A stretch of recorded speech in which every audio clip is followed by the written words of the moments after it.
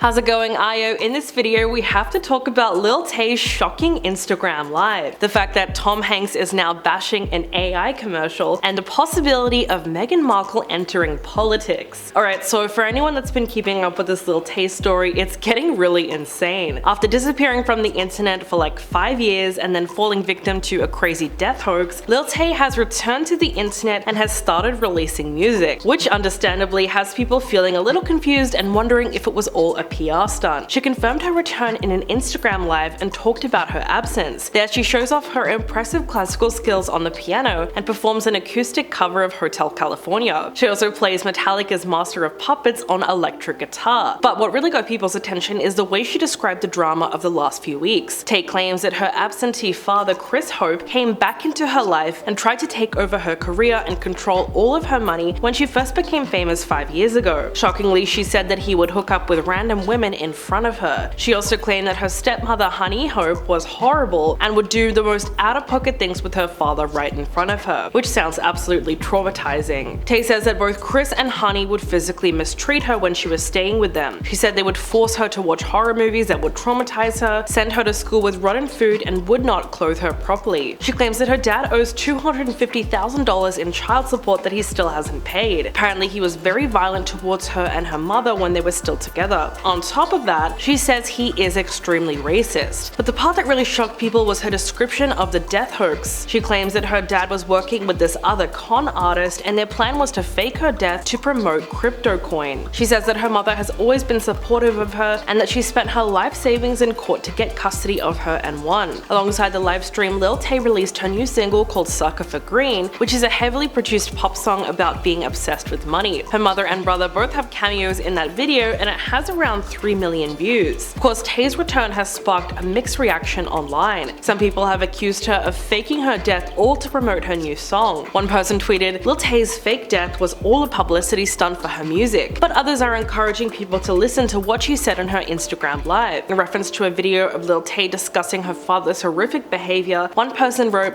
"I don't see enough people talking about this, but it's incredibly sad. Lil Tay is a victim." So apparently it wasn't random hackers who made the post, but it was in fact her father, Christopher Hope. Tay also posted a photo of him and in big bold letters, the post said, "My racist, misogynistic father faked my death." And since then, he has responded to the claims with his own statement. He slammed the post as 100% false and denied all the accusations. He spoke to TMZ and said, "The person who is responsible for that Instagram post, as well as anyone repeating the completely false and libelous accusation within it, are virtually certain to become defendants in a defamation lawsuit. Everything stated is 100% false and I trust that this should be obvious to anyone who knows me or the long history of absurd and untrue statements made by the various people who have controlled the Instagram account." Tay's parents have been embroiled in a massive custody dispute for years. Just last month, her mother broke her silence and said that she came to an agreement with their father after years of feuding. It was then decided that Tay will live with her mother Angela, who will have sole decision-making power. The Instagram account released a statement from their legal team claiming that her father will have to pay $275,000 in back child support and continue making monthly payments until she reaches adulthood. They said that Lil Tay's career can finally resume with Angela in sole control, which must be something that she's happy about considering all the chaos of the last few years. In 2018, her dad got a court order requiring her to stop making online content and return to Vancouver. He said, "Everyone else involved in the situation is motivated by money and the possibility of making money off my daughter. I am not fighting about money, I am fighting for my daughter and her happiness and her future." Since that time, Tay's social media accounts have been pretty quiet. Then in 2020, the court allowed her to move back to LA. Speaking about the legal victory, her mum claimed that she has been financially ruined fighting for her daughter's rights and freedom, which she says should have never been taken away to begin with. After they won their court case, she said she can finally move on from this nightmare. This change in custody means that Tay is going to be back on social media after about 5 years away. So it's going to be really interesting to see which direction she chooses to go in now that she finally has a little bit more control over her life. And now, in case you had any doubts that AI is really creepy, Tom Hanks is warning fans about an AI version of him that is selling dental insurance without his permission. Basically, his likeness appears in a commercial without his permission. He's now insisting that the replica is fake and that he didn't authorize the use of his virtual doppelganger. He wrote about this on Instagram alongside a screenshot from the ad. "Beware, there's a video out there promoting some dental plan with an AI version of me. I have nothing to do with it." Tom Hanks has long been expressing his concern concerns about the rise of AI and how there could be a series of movies fronted by him even after his death. Speaking on the Adam Buxton podcast, he said, "I can tell you that there is discussions going on in all of the guilds, all of the agencies, and all of the legal firms in order to come up with the legal ramifications of my face and my voice and everyone else's being our intellectual property." And this is the part that is really scary. He said that if he wanted to,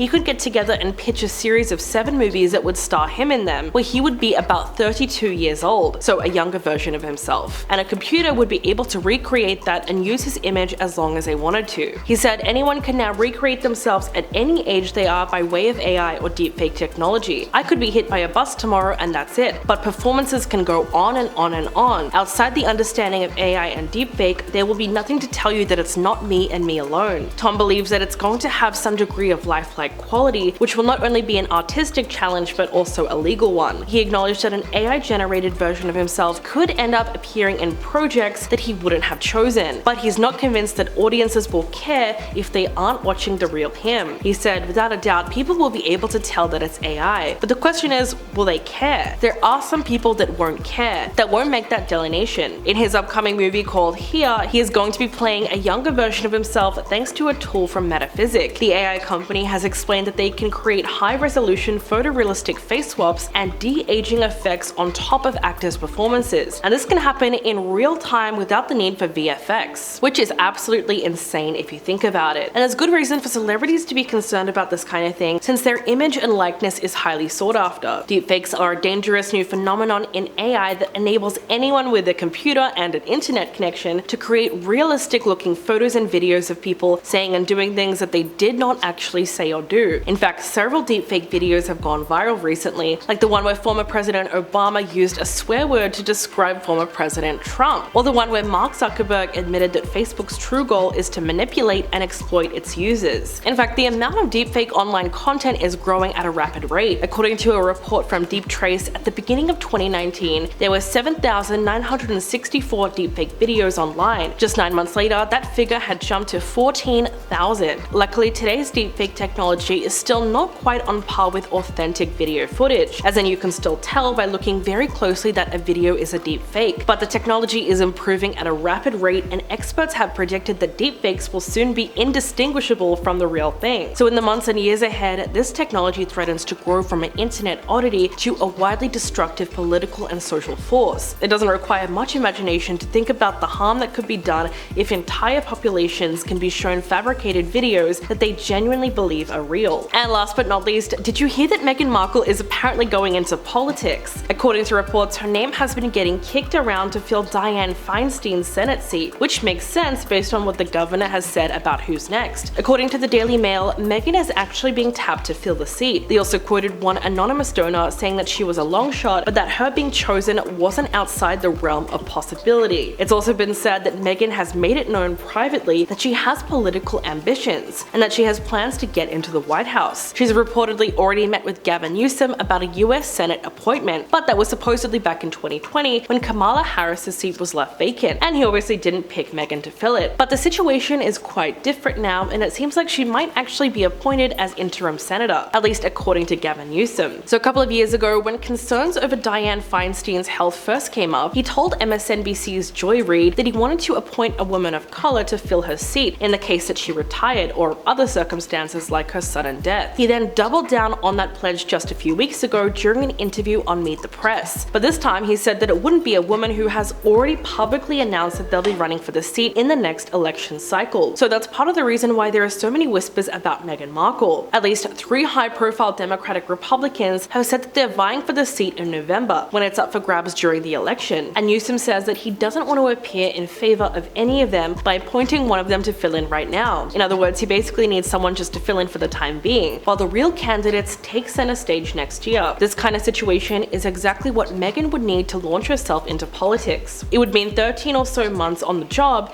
in the national spotlight, and it would be good if she wanted to make more moves down the road, which is assuming she's seriously considering a life in politics. Also, she's apparently been working with a PR company that was once tied directly to Michelle Obama. But still, a lot of questions remain unanswered about this, like what does Prince Harry have to say about it all? I mean, we know he supports her 100%, so he's probably going to be on board if she really wanted it. There's also been another major sign that she wants to get into politics. topics, and it's the fact that the couple have planned to scale down their media appearances from now on. It's been reported that they are going to stop making tell-all Netflix documentaries, publishing memoirs, and taking part in interviews that reveal the inner workings of the royal family, apparently because they have nothing left to say, and now they're hoping to lay low for a bit and rebuild some of the strained relationships that they left behind in the UK. This news is certainly interesting given just how much the couple have been criticized for insisting that they want privacy, but at the same time appearing in interviews and making big allegations about the royal family. When Harry and Meghan decided to move to California in 2020, it wasn't long before they started appearing in these tell-all interviews and planning to make their first documentary. So it is possible that they have now realized that they just cannot keep talking about the royal family forever, and it is well and truly time to move on to something else. What do you guys think about this video? Please let me know in the comments below, and I'll catch you in the next one.